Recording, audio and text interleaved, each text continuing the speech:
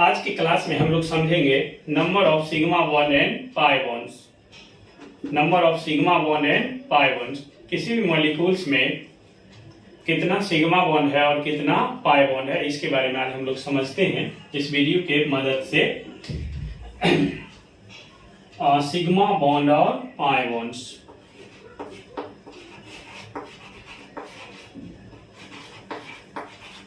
Sigma bonds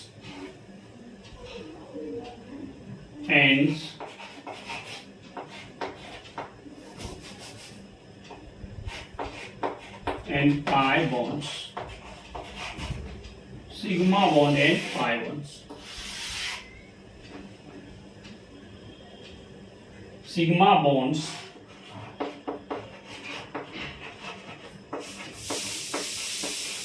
sigma bond को हम symbol इस तरह से भी लिखते हैं, ये इस तरह से सिग्मा बॉन्ड्स।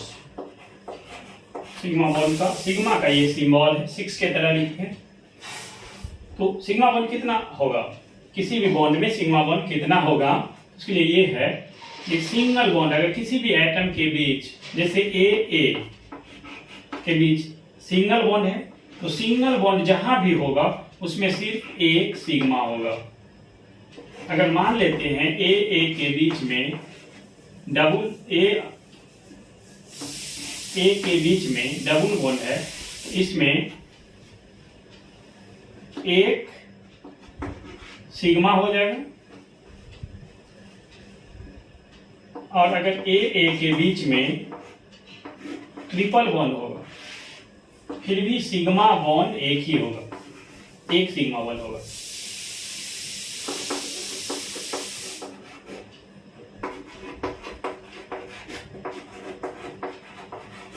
मतलब दो एटम के बीच बॉन्ड चाहे एक हो या दो हो या तीन हो, सिग्मा बॉन्ड हमेशा कितना होगा, एक ही होगा। आप पाई बॉन्ड देख लेते हैं।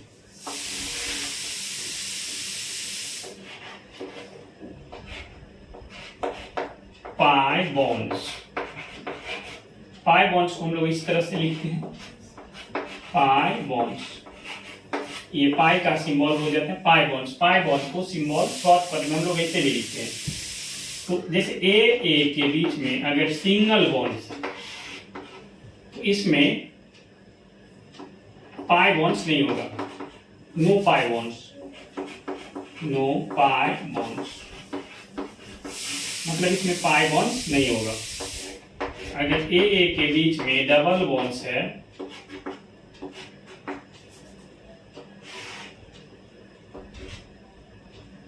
डबल बॉन्ड्स है, तो इसमें एक सिग्मा हो जाएगा और एक साथ में क्या हो जाएगा, पाई बॉन्ड भी हो जाएगा। अगर ए के बीच में ट्रिपल बॉन्ड है, इसमें एक सिग्मा हो जाएगा। यहां पर इसमें एक सिग्मा तो होगा, यहां पर एक सिग्मा तो होगा, लेकिन पाई बॉन्ड्स नहीं होगा। इसमें एक सिग्मा होगा और एक पाई होगा, इसमें एक सिग्मा होगा और दो पाई होगा। मतलब ध्यान रखना है, अगर सिंगल बॉन्ड हो, ऐसा अगर सिंगल बॉन्ड हो, कहीं भी अगर दो एटम के बीच ऐसा सिंगल बॉन्ड हो, तो इसमें सिर्फ एक क्या होगा, सिग्मा।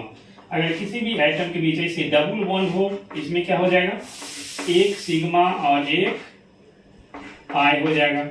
अगर दो एटम के बीच अगर इस तरह से ट्रिपल बॉन्ड हो, तो उसमें एक क्या हो जाएगा, सिग्मा और प्लस दो क्या हो जाएगा, पाई। जैसे आपसे पूछ रहेगा एग्जांपल CO2 में नंबर ऑफ सिग्मा और पाई बॉन्ड्स कितना है। तो CO2 का पहले हम स्ट्रक्चर बनाएंगे। स्ट्रक्चर ड्रॉ करना हम दूसरे वीडियो में डाल चुके हैं, वो वीडियो आप देखिए, स्ट्रक्चर कैसे ड्रॉ किया जाता है। इसका स्ट्रक्चर इस तरह से बनता है, CO। तो हम यहाँ पर देख रहे हैं, यहाँ भी डबल बॉन्ड है, यहाँ पर क्या है, डबल बॉन्ड। यहाँ पर एक सिग्मा और एक पाई, यहाँ पर क्या होगा, एक सिग्मा भी होगा और एक पाई बॉन्ड भी होगा। अगर हम इसमें भी बात करें, यहाँ पर भी क्या हो जाएगा, एक सिग्मा भी हो जाएगा और एक पाई भी हो जाएगा। मतलब नंबर ऑफ सिग्मा बॉन्ड्स बराबर 2 हो जाएगा और पाई बराबर भी कितना हो जाएगा, 2 ही हो जाएगा। मतलब सिग्मा बराबर भी 2 हो जाएगा और पाई बराबर भी 2 ही हो जाएगा। इसमें सिग्मा 1 भी 2 होगा और पाई 1 भी 2 होगा। और भी एग्जाम्पल ले रहे हैं उसमें उस एग्जाम्पल की मदद से हम आपको समझा रहे हैं कि सिग्मा 1 और पाई 1 कितना होगा।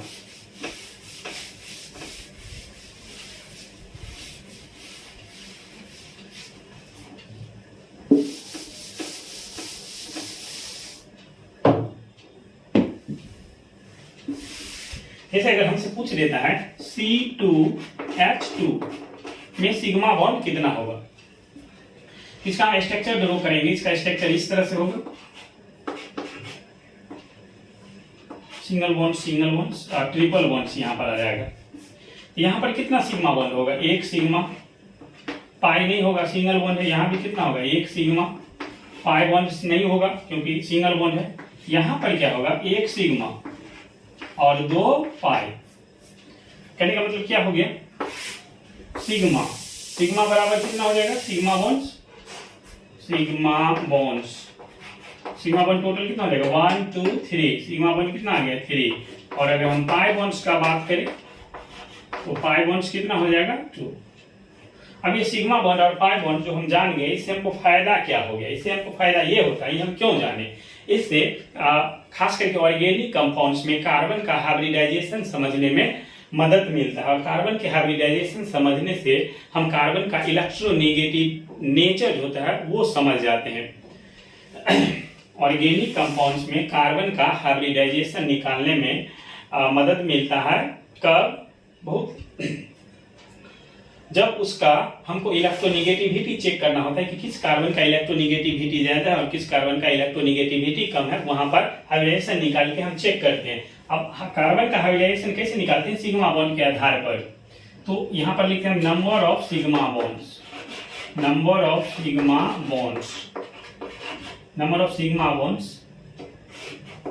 और हाइब्रिडाइजेशन।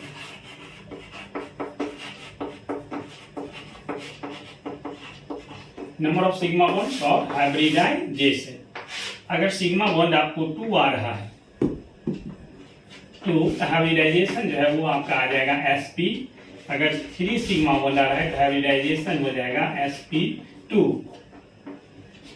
अगर 4 आ रहा है तो हाइब्रिडाइजेशन हो जाएगा sp3। हाइब्रिडाइजेशन निकालने में पाई बॉन्ड का कोई योगदान नहीं होता है। फिर से सुन लीजिए, हाइब्रिडाइजेशन निकालने के लिए पाई बॉन्ड्स का कोई योगदान नहीं होता है। मतलब pi bonds do not involve in hybridization, only sigma bond involve in hybridization. So जब भी हम किसी भी एटम का हाइब्रिडाइजेशन निकालते हैं तो हम ये देखते हैं कि वो एटम जो है वो कितना सिग्मा बॉन्ड से जुड़ा हुआ है। किसी भी मॉलिक्यूल्स में किसी एटम्स का हाइब्रिडाइजेशन निकालते हैं तो हम ये देखते हैं कि वो एटम कितना सिग्मा बॉन्ड से जुड़ा हुआ है। यहाँ पर हम स्पेशली ऑर्गेनिक कंपाउंड्स में जो कार्बन होता है उस कार्बन का हाइब्रिडाइजेशन हम लोग निकाल रहे हैं। जैसे अगर स्ट्रक्चर इस तरह से बना हुआ है,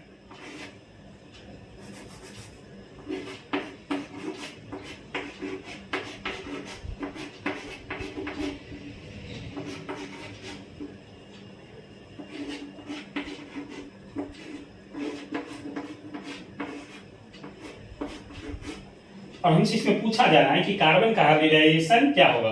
कार्बन के एक बार हम काउंट कर लेते हैं, जैसे 1 नंबर, 2 नंबर, 3, 4 और 5।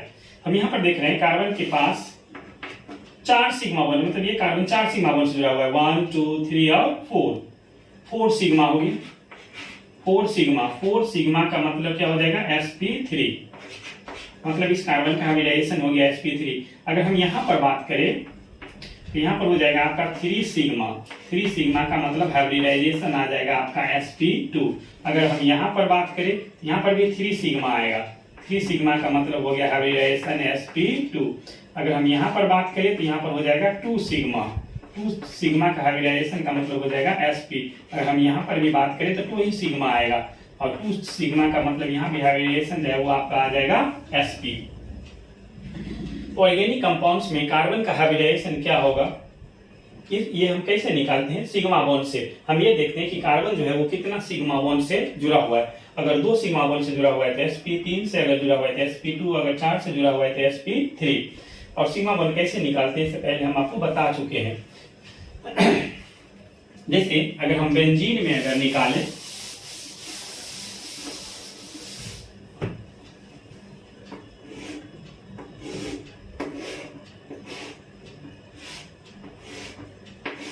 जैसे ये साइक्लिक स्ट्रक्चर है बेंजीन का, अगर हम यहाँ पर देखें तो H H H H H H, ये बेंजीन का फॉर्मूला है, स्ट्रक्चर है, इसका फॉर्मूला होता है C6H6। इसमें प्रत्येक कार्बन का हाइब्रिडाइजेशन जो है वो आपका आ जाएगा sp2। यहाँ भी इस कार्बन का हाइब्रिडाइजेशन क्या हो जाएगा sp2, यहाँ पर भी इस कार्बन का हाइब्रिडाइजेशन क्या हो जाएगा sp2, इसका भी क्या आ जाएगा sp2। सब कार्बन का हाइब्रिडाइजेशन क्या आएगा आपको sp2, क्योंकि सभी कार्बन जो है वो 3 सिग्मा बॉन्ड से जुड़ा हुआ है। इसमें आप काउंट कीजिए, जैसे यहीं पर हम देखिए 1 सिग्मा 2 सिग्मा और 3 सिग्मा, क्योंकि डबल बॉन्ड होता है उसमें एक ही सिग्मा बॉन्ड होता है।